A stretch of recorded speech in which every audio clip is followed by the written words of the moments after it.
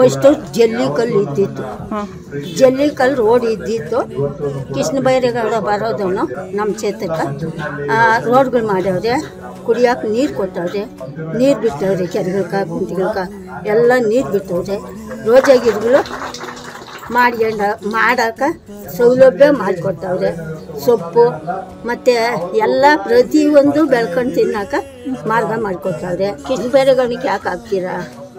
ಇಷ್ಟೊಂದು ನಮ್ಗೆ ಸೌಲಭ್ಯ ಮಾಡಿಕೊಟ್ಟವ್ರೆ, ಯಾಕೆ ಮಾಡಿಸ್ಕೊಡ್ದ? ಹಾಕ್ಕೊಟ್ಟ. ಆವಾಗ ನ್ಯಾಯ ನೀತಿ ಎಲ್ಲಿದೆ? ಅವ್ರಿಗೆ ಯಾಕೆ ಹಾಕಿಲ್ಲ? ನಮ್ಗೆ ಯಾಕೆ ಓಟ್ ಹಾಕಿಲ್ಲ? ಸರ್ ನಿಮ್ಗೆ ಅವ್ರಿಗೆ ಯಾಕಂದು ಬಿ ಜೆ ಪಿಗೆ ಏನು ಎಲ್ಪ್ ಮಾಡಿದ್ದೀಯಾ ನೀನು? ಇವತ್ತು ಬಂದ್ಬಿಟ್ಟು ನಾವು ಓಟ್ ಹಾಕ್ತೀವಿ ಅಂತ ನೀವು ಕೇಳ್ತೀರ. ಅದೇಂಗೆ ಓಟ್ ಹಾಕ್ಬೇಕು? ನಿಂಗೆ ಏನು ಕೊಟ್ಟಿದ್ದೀಯಾ? ಏನು ಮನೆ ಕಟ್ಕೊಟ್ಟಿದ್ಯಾ? ರೋಡ್ ಮಾಡಿದ್ದೀಯಾ? ನೀರು ಕೊಟ್ಟಿದ್ದೀಯಾ? ಕುಂಟ್ಗಳು ತುಂಬಿಸಿದ್ಯಾ?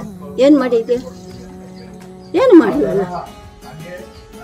ನಾವು ನಮ್ಮ ಗ್ಯಾಸ್ ಸೌಲಭ್ಯ ಮಾಡ್ತಾರೆ, ಅವ್ರಿಗೆ ಹಾಕ್ತೀವಿ.